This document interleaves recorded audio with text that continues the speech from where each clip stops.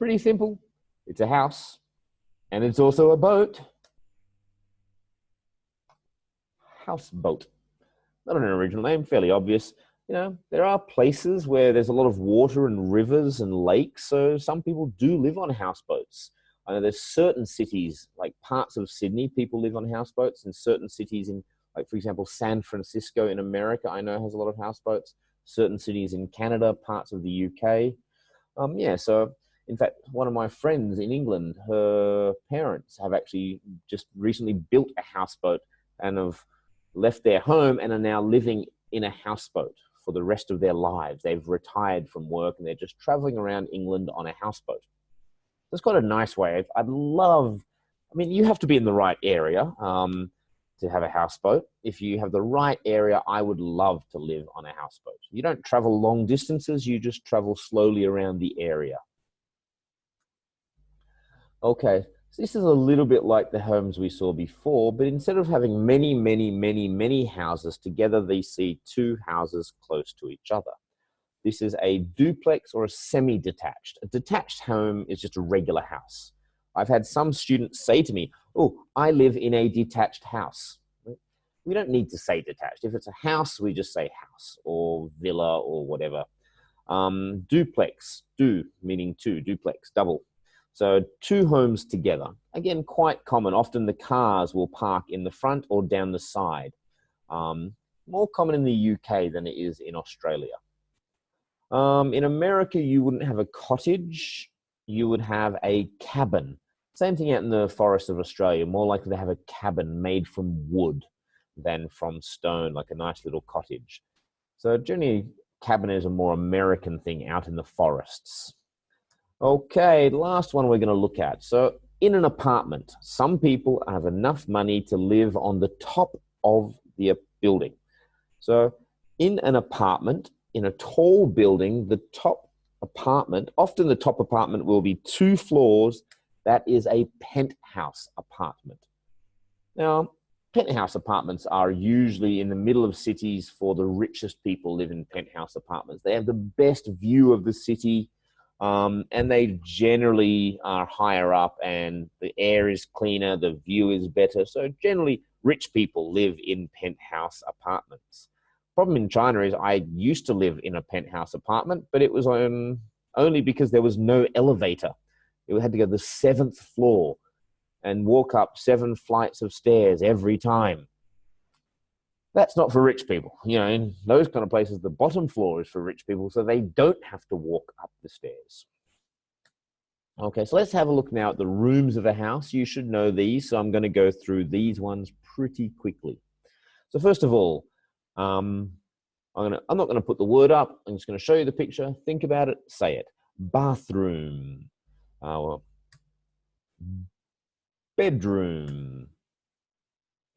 Kitchen. Living room or lounge room. In Australia, we call it a lounge room. Most countries call it a living room. Some homes have this, a study. Often a study is what could be a bedroom. So you have a 3-bedroom apartment, but you have your, husband and wife, 1 child. So the next bedroom is not needed. So sometimes the father or mother might turn it into a study, not a library, study, and not a study room. I've had many students say, oh, I have a study room in my home. Just a study is the name of the room. Okay, we then have a dining room. Now, dining rooms are becoming less and less common around the world. Now, the house I live in Australia has a dining room, but in my home in China, we don't have a dining room. What's more common now is to have what they call a combined living dining area, where the dining table is inside part of the living room. The living room is opened up, so you've got the sofa and TV here and the dining table here, all in one room. So let's have a look here. Living room, kitchen, bathroom, bedroom, dining room. I'm going to go through some furniture. And again, I'm going to do this very quickly. If you really want to do lots of vocabulary, you can do this in your own time. So let's just do this as a pronunciation activity. I show it to you. You tell me what you think it is. I say it. You say it. In the bathroom, this is a sink. Bath and shower. I know most homes in China don't have a bath, they just have the shower. And I've had students say, do we still call it a bathroom? I still call a bathroom in my home a bathroom, even though I don't have a bath. It's still called a bathroom. Oh, in a dining room, what do we have here? Well, actually, the TV would go on this. This would be called an entertainment unit or an entertainment cabinet.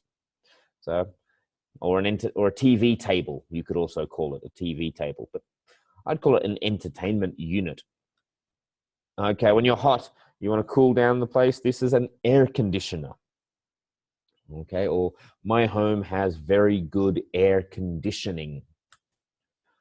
Coffee table. We don't say tea table, we generally call it a coffee table. Clock. This is actually a grandfather clock and just a regular clock. Grandfather clocks are the ones that go. Okay. Table or dining room table. Cupboard. In your kitchen, you have your kitchen cupboards. You often have cupboards in the bathroom as well. Cupboard. Okay, here we have two things. We have the stove and the oven. Now, the stove and the oven together, we call this a cooker. One machine. Again, cookers are not common in China. Ovens are not common in China, which I find crazy. Ovens are a wonderful way to cook. Really good when you have lots of people come to your home. You can put something in the oven and cook other food on the stove at the same time. It's nice and easy to use. So this is a cooker. Again, another common mistake is for students to call, my father is a cooker. No, he is a cook. The machine is a cooker. The person is a cook. Sofa or lounge. Lamp. This would be a standing lamp. Chairs, TV, bookcase, another bookcase, armchair, not a sofa. An armchair is for one person to sit in. Bed, desk, computer, microwave. So microwave is more common in Chinese kitchens, but I hate microwaves. I think they are a terrible way to cook. Ovens make the food taste much nicer. Toaster. We use this to make toast in the morning for breakfast. Oh, we don't actually have in the bedroom also where we put our clothes.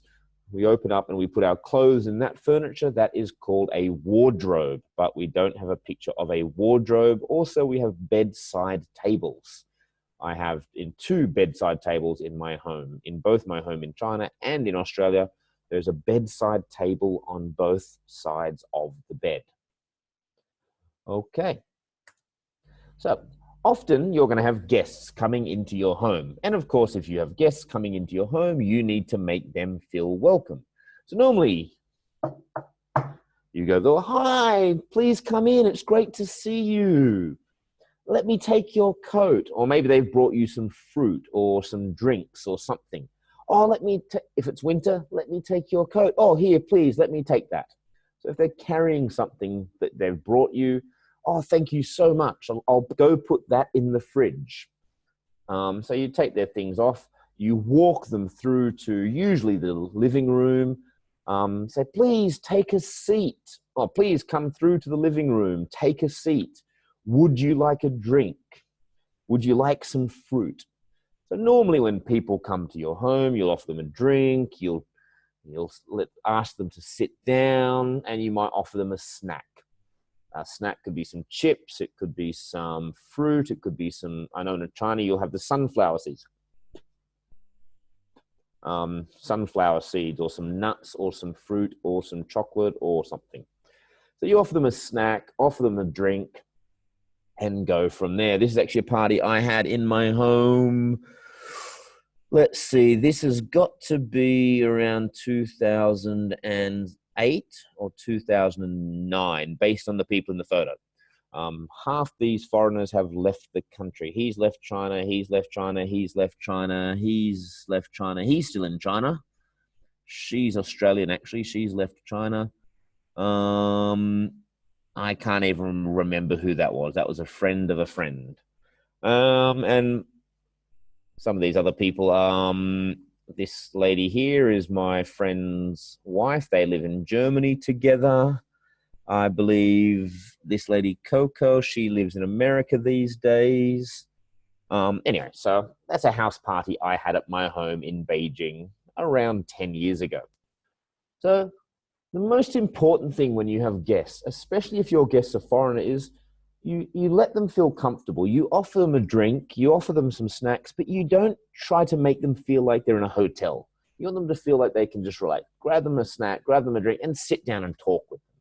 You know, don't run around, oh, can I do this? Oh, can I do this? Oh, let me get this. Oh, let me get this. That will make them feel uncomfortable. You want them to feel comfortable. Oh, come into the kitchen. I'm just grabbing a drink. Oh, can you get a glass from that cupboard? If they're my good friends, I'll do that, because then they get to know my home. They know where things are in my home, and they can help me, and they can grab themselves a drink next time, so they don't always have to feel like I'm a waiter and they're a guest, a customer.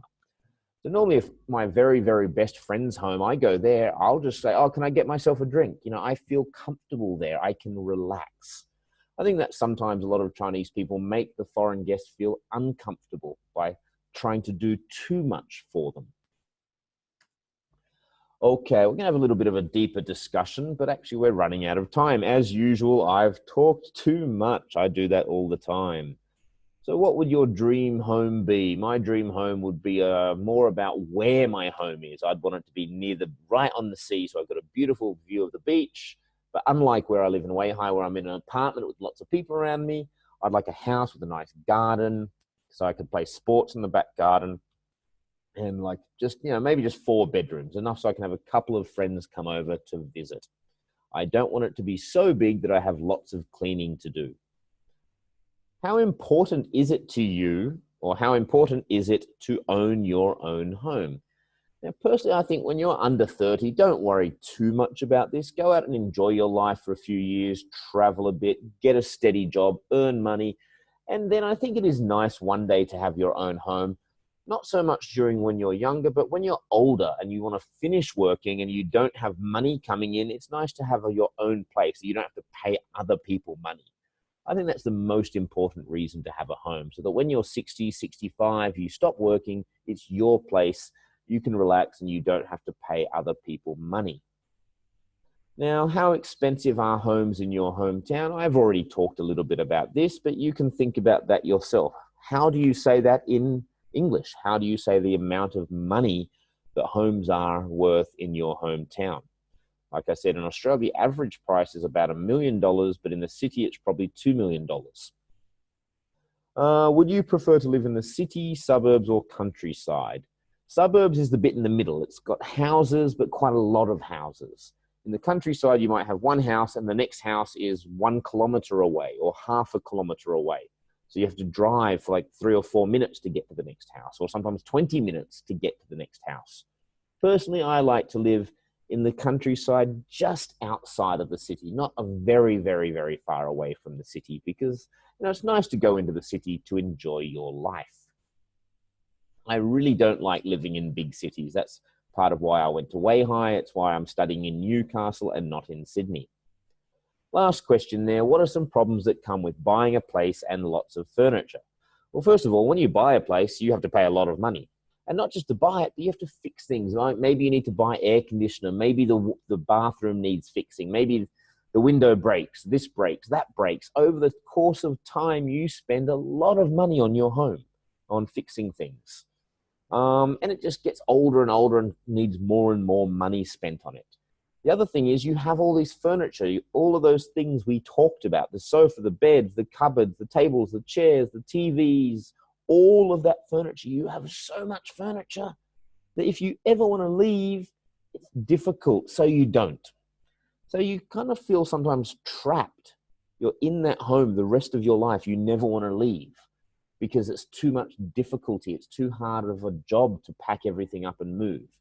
That's why I don't think you should buy a house too soon if you don't want to. Go and enjoy yourself. You can travel nice and easily when you don't have your own home. But maybe when you're a little bit older, it's definitely very nice to have your own place. Alrighty, that's all for today. As always, please send your questions to me and let me know what you would like us to talk about in the 10th video for this series. I look forward to seeing you next time. Have a wonderful week and let me know what you think of these videos. Bye-bye.